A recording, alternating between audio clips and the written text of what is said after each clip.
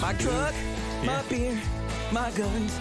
Say it again. It's the Alan Cox Show on 100.7 WMMS.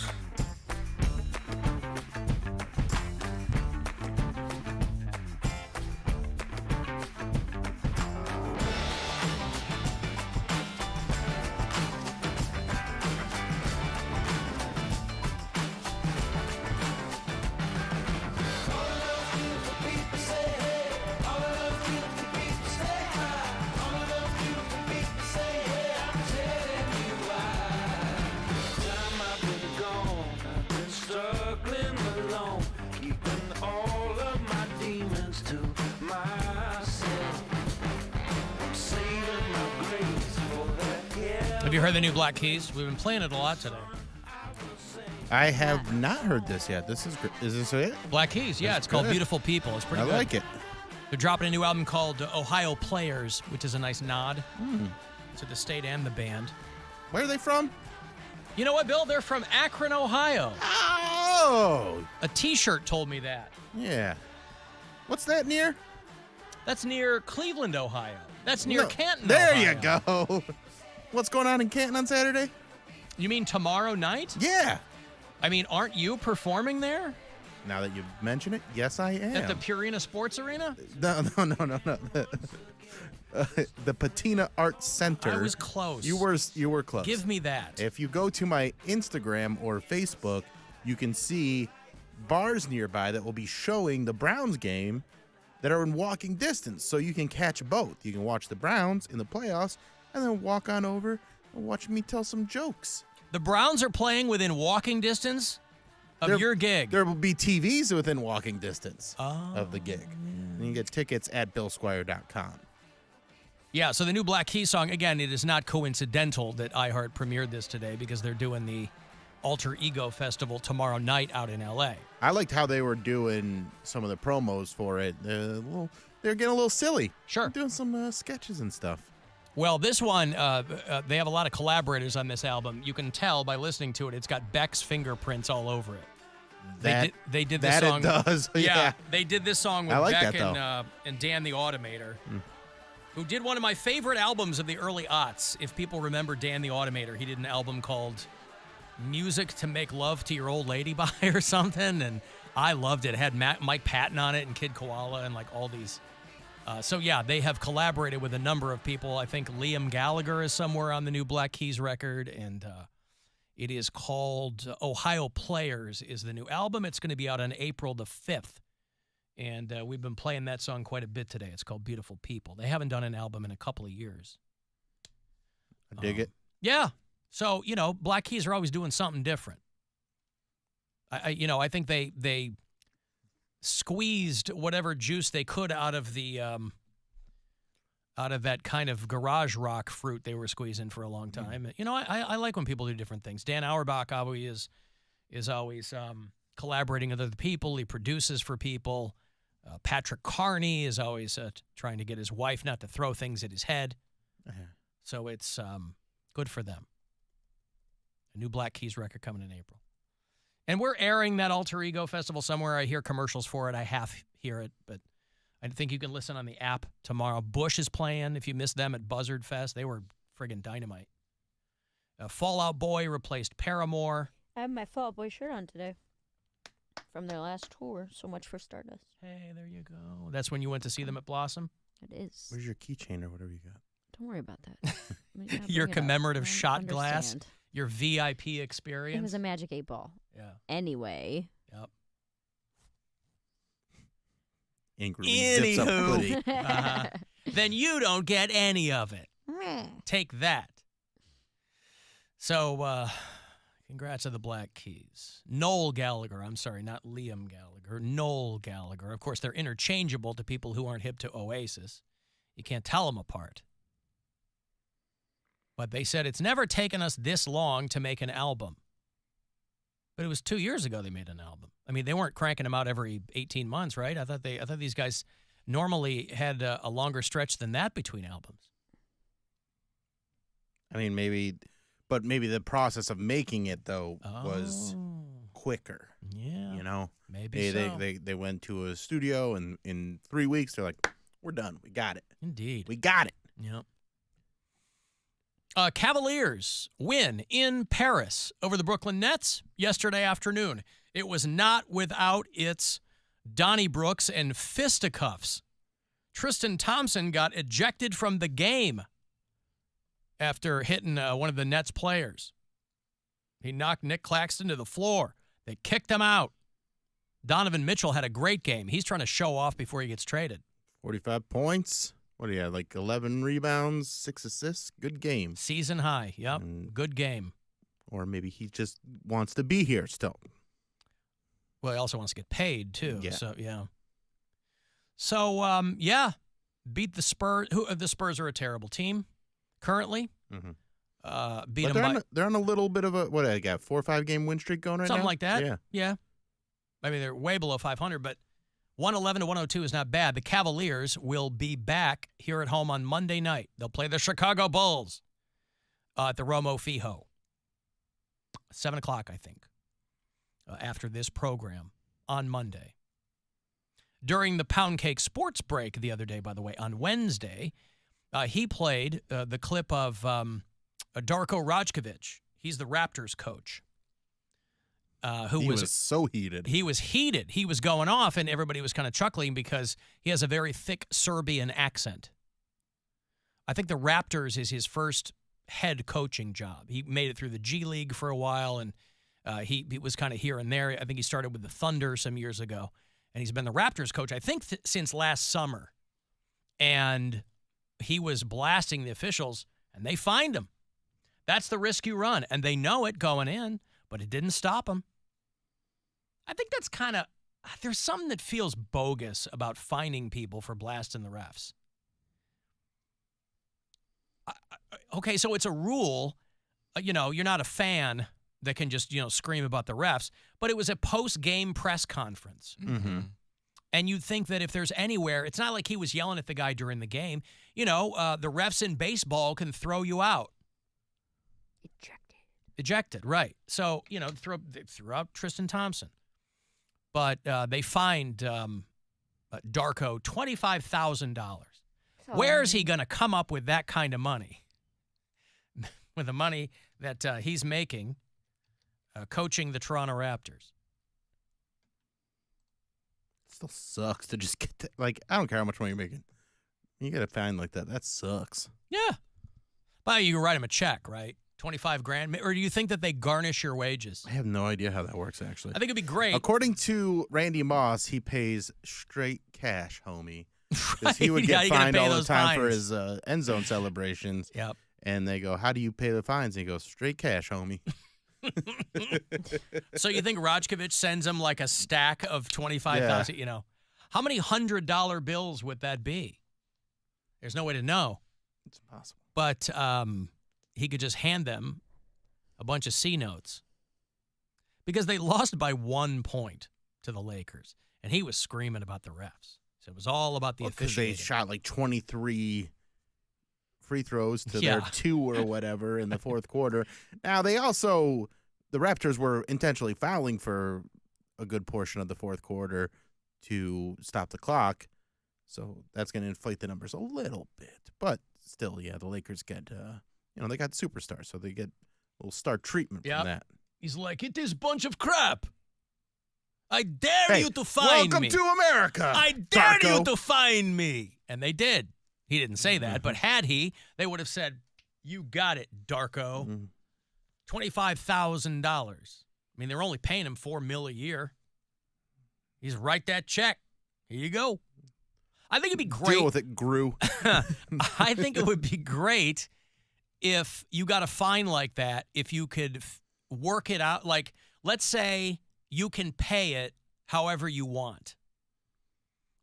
Straight cash, homie. You can do it that way. You can write him a check for $25,000. I think it would. Well, no. I think it would also be awesome if he was like, fine, I'm going to pay. You can take $200 out of my check. Hey, if you're going to Venmo that fine, put like a piece of pizza in the description so we they don't don't get know, taxed on it. Yeah, for sure. We don't want to get that charge from Venmo. Yeah, what is the tax on $25,000? But doesn't Venmo have like a $10,000 cap or something? Yeah, something like that. I keep trying to get my mom to get on Venmo. I'm like, Mom, Zelle. get on Venmo. Get her on Zelle because if she has a banking app, it probably is already hooked up, so that's easier. Well, but my sister told me, because I was like, hey, because I give my mom money. I go, hey, does Mom have Venmo? And she goes, I think so. Talk to her, whatever. So I talked to my mom. She goes, I'm pretty sure I have an account, but I wouldn't know how to find. So I'm sure my sister set her up an account, and then nothing happened with it. So I'm like, okay, $8,000 in it. Yeah. I'm like, we've got to figure out how to send this to you so that I'm not like wire transferring, you know, things. And people irk me. Like, it's always they do. Just with their taste. Like, my brother doesn't like Venmo. He likes Cash App. My mom knows how My to work. son uses Cash App. My mom likes Venmo. Yeah. And then my one friend, she's like, I don't have either one. I do Apple Pay. I'm like, I'm not having all these damn these. What? It doesn't hurt you to have them. But it's just annoying. I'm like, why can't you just... Well, as long as they're all hip to the rules, because Mm-hmm. like when I have to send my ex-wife money, she likes Apple Pay. When I send money to my son, it's Cash App. If I send money to my older daughter, it's Venmo. But like Cash App has its own set of rules and Apple Pay has another thing. So as long as the people on the receiving end know what's up, it doesn't matter to me. I have them all on my phone. But I would much rather just be able to, like, you know, fire off stuff to my mom instead of doing it other ways. I'm like, Mom, come on. I got $1,000 here for you. Ooh, and that's not Venmo. 1/25th of Darko Rajkovic's fine there. $1,000 courtesy of the Buzzard Bookie. All right, listen closely and good luck. This is your chance to bet with the Buzzard Bookie and win $1,000 now. Enter this nationwide keyword at WMMS.com. Grand. That's grand. Enter it now at WMMS.com. Howard Stern is 70 years old today. That's an old man. That's it. And listen, those of us in this business owe a debt to Howard Stern because he changed the way that this job and this industry are done and performed. And I don't listen to him as much as I used to. Post-COVID, that show has changed a lot. But 70 years old. Met him once briefly in the early aughts. He was here to induct Bon Jovi, the Rock and Roll Hall of Fame inductions, a couple of years ago. And Paul Giamatti, who was in Private Parts, he played, if you ever saw the Howard Stern movie, it's 25 years old now. But Paul Giamatti was kind of at the beginning of his career. He had been in a couple movies. I think he was in Big Fat Liar. Remember that with Frankie Muniz? He turned him blue. Turned him blue. But he was just kind of starting to be a working actor, but nobody knew who he was, really. And so they got him on the cheap, you know, for Private Parts. And he played Pig Virus. He played Stern's boss, nemesis, whatever. And he just won the Golden Globe. He's in a movie called The Throwaways or something. It's one of these Alexander Payne movies. And he won the Golden Globe for it. And somebody asked him a Howard Stern question, would you ever want to work with him again? He's like, absolutely, because I owe that guy everything for my career. Would you ever want to work with Howard Stern again, and how would you think that would be? In a heartbeat. I owe that man everything. I'm not kidding, I love that guy. I love him, so I'd work with him again in a heartbeat. He's mic'd so poorly, up there at a microphone and mic'd so poorly. But he owes him his career. People in talk radio owe a huge, huge debt to Howard Stern. Doesn't matter if they pretend that they don't. A lot of people in this business pretend that they never heard of Howard Stern. Now, I hadn't listened to him until I got to Pittsburgh, really. He was on in Chicago, but Chicago was also one of the only markets where he just really couldn't get a foothold. Because by the time he got to Chicago, all of the local Chicago guys had kind of already done what he was doing. So there were a couple of big markets where he just couldn't really get a hold. He had a hard time in Dallas. Chicago was another one. When I got to Pittsburgh, I got hired to do afternoons, and he was on in the morning. And so that's really when I kind of started to listen. So like late 90s, early aughts. And there were a lot of people in this line of work who would pretend that they had no idea what was going on with Howard Stern. And you knew that they were, there's a lot of people that were like straight trying to rip off that show. I was too busy trying to rip off Letterman. So the Stern thing never really occurred to me. But as a fan and as somebody who does this for a living, and I've been doing it a long time, you owe a debt of gratitude to that guy. And anybody who's been even remotely successful in it, he's on the Mount Rushmore. 70. Wow. Who do you think is in the Mount Rushmore with him? For success in radio? Yeah. Limbaugh, Mm-hmm. whose birthday is also today. He's dead, but he would have been however old he was. Alan Freed. No, I'm talking personality talk radio. I'm not talking about music DJs. There's a billion of them from the 50, the big boss jocks and stuff. They're like, hot stacks of wax. I mean, that was a whole other generation. I'm talking about Okay, well then Limbaugh, like personalities that made their mark on the medium. Stern, Wendy Williams, right? I know you love to shoehorn her into everything, She but wouldn't be on there? she was doing Stern. She was the first black lady to try to do Stern. I mean, that's what it was, basically. She would not occur to me. I'm not telling you you're wrong. She would not occur to me. There just aren't many. That's the thing. How many people on Mount Rushmore? 4 or 5? 4. There's 4. So I got to come up with 2 more people. Yeah. Mm-hmm. I mean, I would only think of the giants that I heard growing up, but they're people that you guys haven't heard of because nobody was getting syndicated back then. How did Steve Dahl? Is that what you're thinking? Dahl, Larry Lujak was the guy that I was kind of more partial to. Brandmeier, I mean, that was the guy that I started with. He was a monster in Chicago, and he was in L.A. for a long time, and But Tom again, Joyner? these aren't people who are like really white. Joyner's a really hardworking guy. didn't they used to call him the fly jock because he used to do a show? I never understood that. Okay, so I was in high school when Tom Joyner was doing local radio in Chicago. Mm-hmm. And they called him the fly jock because he had 2 jobs. He did morning radio in Chicago, and then he flew to Dallas every afternoon to do a show. And he racked up over like 1 million But flyer miles or something. You could beam. There were plenty of shows being beamed on satellite. I mean, network radio was a thing. It was mostly for news. It was like they weren't syndicating morning shows. I think it was a competing station. What do you mean? I don't think it was the same, like, iHeart and then our competition. I don't think it was the same company. So that's why I don't think they would have beamed it. It could be a lie. It could be. Well, no. What I'm saying is the networks were separate. Like prior to 1996, there were no radio conglomerates. They were all locally owned. So it would have been maybe two different owners.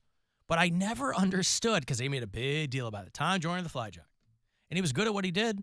But I was like, why is this guy flying around? Like, it's more than a PR stunt because he's doing it every day. He was my alarm clock from like, I don't know, since I started school to my mom, like not maybe like 11 or 12 when my mom stopped picking out my clothes. but Where was he on here? He was on Jammin', the old Jammin'? No, it was what's the Quiet Storm 93.1 93.5 ZAK. WZAK. And it would be like, how, it's the time during the morning Right. show. That Yeah, was yeah. the alarm clock. So when it was time to get up, I heard, ho. And no wonder I turned out the way I did. But like that was the first thing I heard when I woke Tom up Joyner in the morning. wasn't speaking to me, by the way. That show was not for me. It was for It's an you. urban audience, yeah. Yeah. But, yeah, maybe. I mean, he just retired or something, I think. He was a big deal. Very, very successful. Yeah, and then they replaced him. But I could just even back then, I could not understand why this guy was flying back and forth. I'm like, pick one of the cities, Chicago being bigger, but I'm like, pick one of the cities and then just do your show. Fly it up on the bird is what they used to say. You do it over satellite and you beam it to the other. That technology was there and well established. It wasn't like you couldn't do it.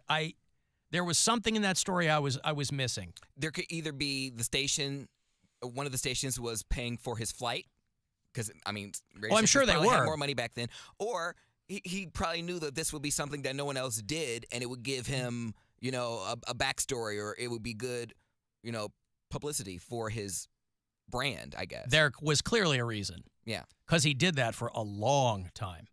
Because nobody was getting syndicated. So maybe that's what it was. I mean, listen, when I first got hired to do mornings in Detroit, the conversation, they wanted me to move to Detroit. And I said, no, I'm not going to do that because the Detroit show had music in it. And I'm like, I'm not moving to Detroit to play music when I got a big talk show in Cleveland. So I said, I'll do it. But the original thought was I was going to go back and forth every day to do the show in Detroit in the morning and do this show in the afternoon. And when we talked it out, I was like, there's literally no way I can do that. Because I think I had like a Tom Joyner thing on the brain. I'm like, this will be amazing if I can pull this off. That would be insane. And I was like, but the more I thought about it, I'm like, I'll miles on never your see car. my family. Well, I mean, miles in the car, that would have been the least of my, the miles in on the my car. brain. Yeah, I mean, so I would go there. So we kind of compromised on, I would do the show live from here and take live calls and that whole thing. But I'm like, I can't go back and forth every day. And I would go there for appearances. So I was there a lot. But I'm like, driving back and forth, all I'm ever going to be doing is driving. But yeah, maybe Tom Joyner. I don't know who that fourth person on Mount Rushmore would be. Rick Dees. I don't know. I would say Tom Joyner for sure. Ludacris. he started out as a radio personality and La La. Yeah, he did. Ludacris. I have mine, but they're not hugely successful the way these others are. But mine, and is it shows or just people? He said personality. It can be people, yeah, it can be anybody. Well, because like for me it'd be Stern. I mean, Limbaugh, I guess, but I didn't care about him, so I don't care what he like. I acknowledge that he did it. But I'm just talking about impact on the media. Impact on the media. I'm talking more personal preference, and it'd be Stern, Opie and Anthony, Ron and Fez. Oh, I forgot about Opie and Anthony. And then probably, I mean, I'm going to put you on there just because you had a pretty big impact on my life. Who, me? Yeah. There you go. Hey. I mean, not to suck your butt. That's too many people. Yeah. Not to suck. I thought you were going to say Mary Santora. Obvi. Yep. Slats. That's me. Oh, I got a break. Anyway, happy birthday, Howard Stern. I got to take a break. 35192. Want to send a text? AlanCoxShow.com is where you can watch live, and we'll be back. The Alan Cox Show on 100.7 W.